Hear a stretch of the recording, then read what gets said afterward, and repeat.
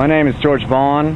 I'm a class of '07, an undergraduate student in environmental design.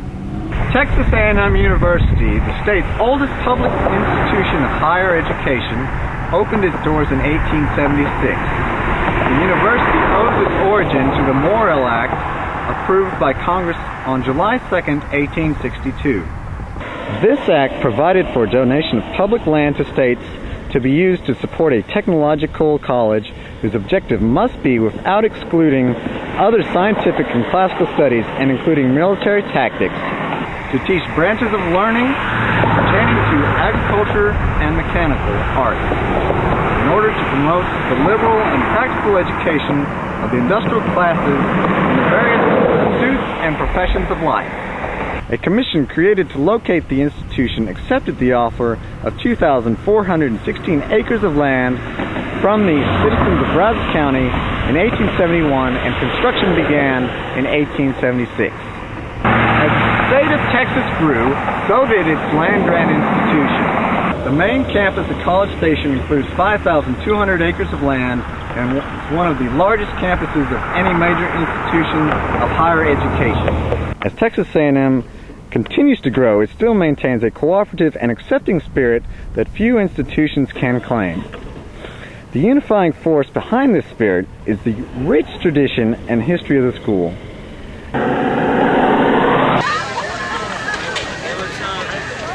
Don't get a flat shovel. My name is Laura Wagner. I'm the Replant 2005 director, and I'm from Wethersfield, Connecticut, and I'm a mechanical engineering major. Class of 2007. I lived in Mosier my freshman year and McFadden my sophomore year. Okay, Replant was started in support of Bonfire in 1991, and it was started by Scott Hampman, who was currently the chair of EIC back then. And it grew so large that EIC couldn't handle it anymore, so they started their own committee. And in 1993, it was recognized as an actual SGA, Student Government Association committee, and a Texas A&M tradition. My name is Mary Paul Murphy. I'm the Associate Director for Replant this year, 2005, and I am a senior fishery science major from St. Petersburg, Florida. I'm in Company P2, the Trident Company, and it's a Navy Marine outfit. I'm the only female in my class year in the outfit, which is a lot of fun. Replant obviously grew out of the, so to speak, the ashes of Bonfire. My name is Susan Marks, and I'm class of 1991. I was here when Replant was begun. My roommate Scott Hampman and I and Doug Barstow were all a part of Texas Environmental Action Coalition and Environmental Issues Committee in Student Government, on which Scott was the chair. And he was also had a chair on the Bonfire Committee. And there was a lot of bad press about Bonfire, and a lot of environmental groups were, you know, giving it a bad rap because of all the trees that were cut down and the ash in the air and everything. And so Scott, in his brilliance, one night just said, why don't we just do the opposite? Why don't we plant trees? And it was as simple as that. Now we plant approximately 300 trees every year, and they're 6 to 8 feet tall instead of just a foot tall seedlings. So the survival rate went extremely up. And then in 1999, they switched from having a spring replant to having a fall replant because the trees that were planted in the spring weren't surviving because of the hot summer. At the time, there was definite competition. I mean, we had some members of our committee that broke off into another environmental organization because they didn't believe in Bonfire. They thought it was just inherently wrong that we were cutting so many trees down. But we tried to look at it more realistically because those trees were going to be cut down anyhow by corporations. So, you know, we just tried to come up with a solution. Every year, a wreath is dedicated in honor of Scott Hampman, the founder, and they placed a plaque down, I want to say in 95, yeah, 95 it says on the plaque.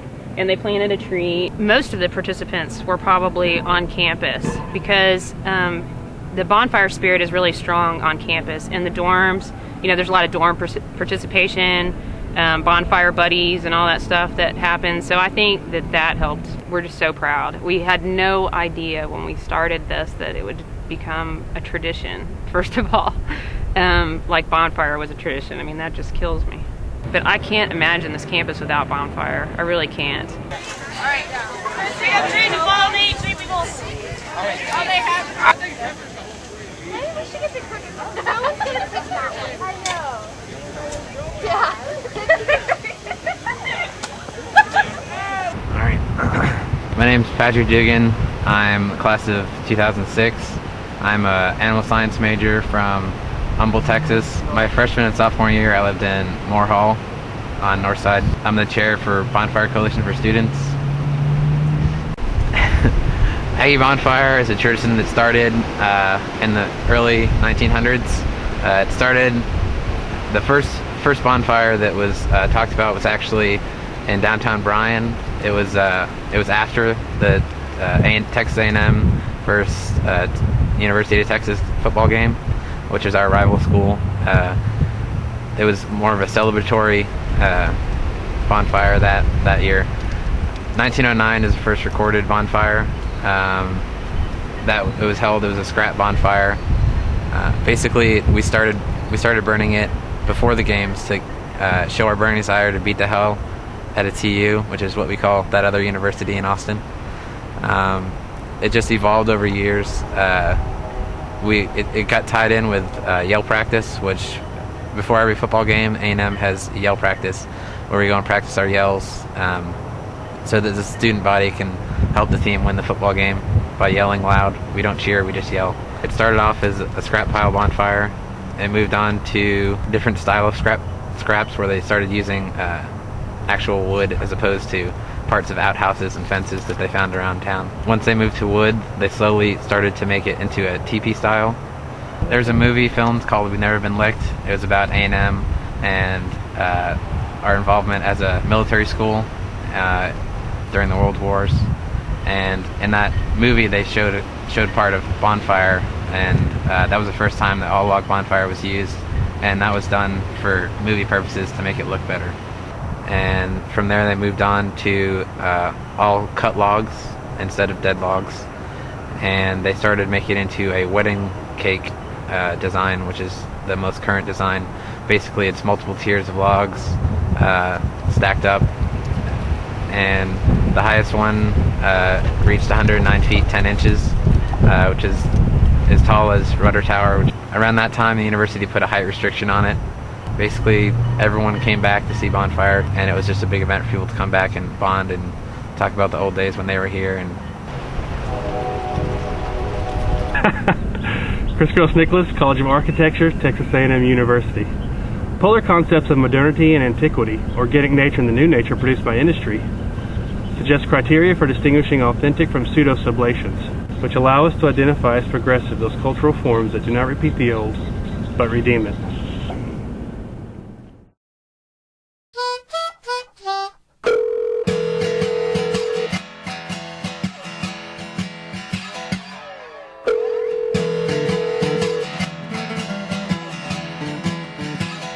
My name is Himanshu Shekhar, and I'm a graduate student at Texas A&M University, class of 2006. I'm from India, Hyderabad. इस युग के मोटोपिया से कुछ भी दूर नहीं हो सकता बनिस्बत हमारे नए शहर बनाने की प्रत्यक्ष असमर्थता, जो कि प्राकृतिक रूप से और राजनीतिक रूप से अभिज्ञ है। उसी संकेत या निशानी से शहर के राजनीतिक सार से निवारक आर्थिक वर्ग के तर्क बुद्धिपरक नियोजन सिद्धांत से कुछ भी दूर हटाया नहीं जा सकता।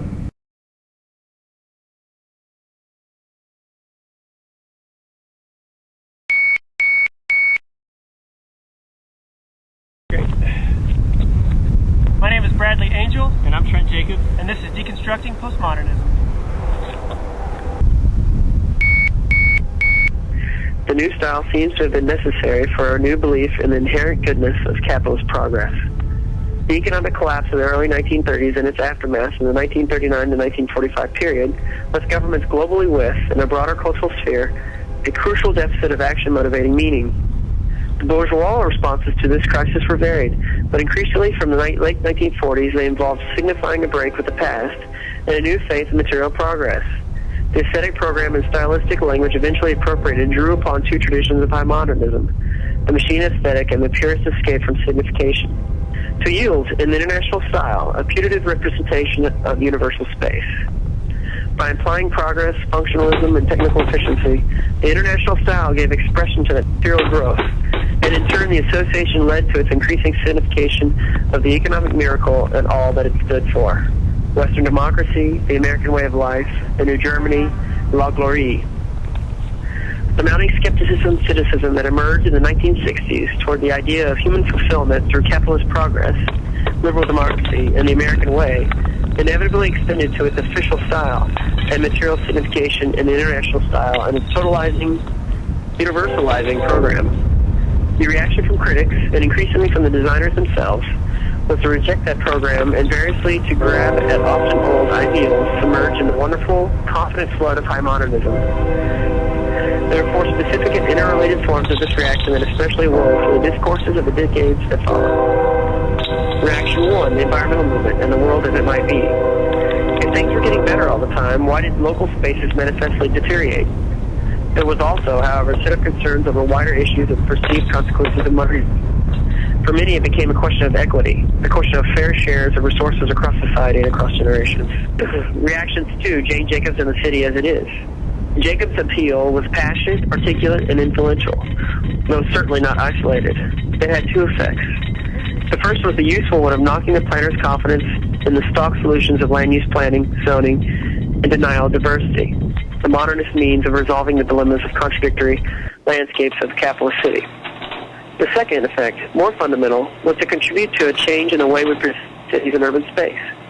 Not only was diversity praised, but also forms of visual complexity and layered signification. New activities layered on reminders of the old ones, the antithesis of the modernist dream. Reaction 3, Robert Venturi and America as It Is. Far more radical onslaughts on modernist sensibility were to come. In Complexity and Contradiction in Architecture, 1966, Robert Venturi argued the main justification for honky-tonk elements in architectural order is their very existence. They are what we have. He went further in learning from Las Vegas, 1972. The context became exemplar, the evolutionary, the revolutionary. Reaction 4, Christopher Alexander and Nostalgia for the Pre-Modern. Alexander presented a romantic utopian vision of a world where ordinary people could take command of the production of their environment. A program for grassroots practice would seem compellingly attractive to reestablish some tension between presently submerged local to global rules and the totalizing global to local generative rules and practices of late modernist spatial production. Underlying these various endeavors was the argument that the architecture of modernity is not unitary and that the everyday experience of space is similarly heterogeneous.